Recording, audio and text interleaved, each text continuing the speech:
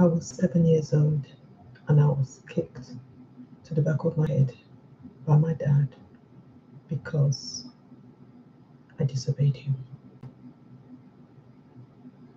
And you might wonder, it doesn't make sense. No, it doesn't. I was asked why I went downstairs. He told me not to go downstairs, but I went downstairs because the family downstairs saw me sitting on the stairs alone because my parents went in and there was no key for me to go in. I was 7. And so they invited me like any parent would, seeing a child alone sitting on the stairs. Now, on the arrival, I was asked to come upstairs and to immediately stoop down. And what that means is bending over, using one finger to balance using the right hand, one hand behind your back and one leg up in the air. And that was a punishment that was done over the years, still being done in some places. And you're to stay in that position for a few minutes, and that's the punishment. But while I was in that position, my father asked, "Why did you go downstairs?" And before I could even answer, he kicked me to the back of my head, not just once, twice. I fell to the floor, I was bleeding. I hadn't even had the opportunity to answer the question. Now, is this discipline, or would you say this is abuse? I was 7.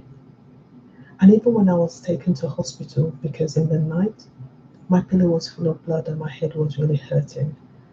And yet I was told to lie and say I fell down the stairs, which I did because one, I was scared what was going to happen to me if I told the truth. And did it matter, telling the truth or telling a lie? I'd been taught how to lie to a couple of my parents, so this wasn't new. And I had to tell the doctor that I fell down the stairs. And each time, it wasn't about my health or my well-being.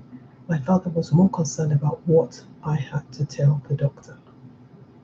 Now, looking back, I'm in my 60s and I'm looking back over the years and I'm saying, how could I have believed that that was discipline? How could I have got myself to believe that I was being punished in such a way for doing something wrong? How could I have got to that point? And what about you? Maybe it's not been a kick to the back of the head. Maybe it's been a slipper. Maybe it's a wooden spoon. But it's just a knock on the head. Is that discipline or is it abuse? I want us to think about it because talking from the point of a psychotherapist, the impact on a brain of a young child having been abused is very, very critical. By the way, the fact that I was kicked to the back of the head, that's a physical injury.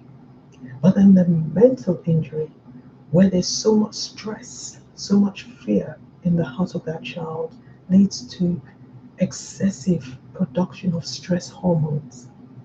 And when this happens, the body then becomes saturated with stress hormones, leading to toxic stress, which can cause a whole lot of other things, including mental brain development.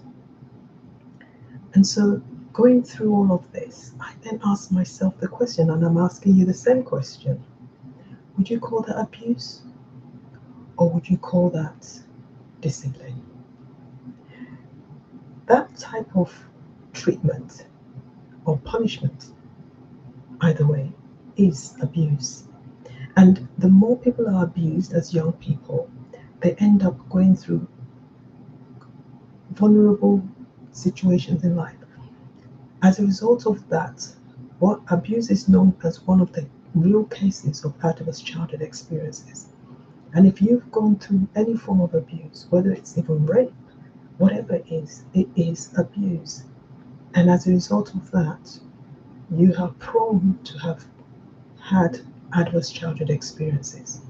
And now, having adverse childhood experiences, what this does is that it has a serious impact on one's well-being, one's growing up. It affects the choices one makes. It affects the education. It affects relationships. It affects careers. It affects marriage. And so today I want to encourage you. We need to break the cycle. if we don't speak out to say these things, speaking out is part of the healing process. And we all need to heal to be able to move forward. We cannot stay at that bus stop. I was at that bus stop of 7 years old. But I had to break the cycle. I had to go for therapy.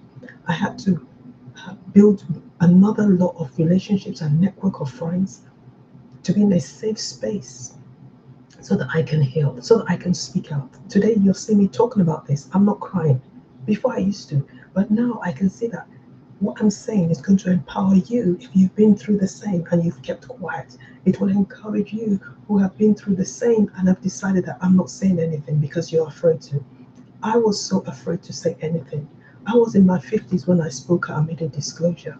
And even on making the disclosure, the same people who abused me actually started to gang up against me.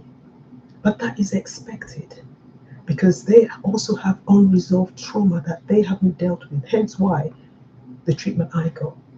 But today you can break the cycle. So I want you to join me in breaking the cycle of abuse. Join me in standing up against abuse. And more importantly, subscribe to my channel. There's more to hear, more stories to hear, more solutions.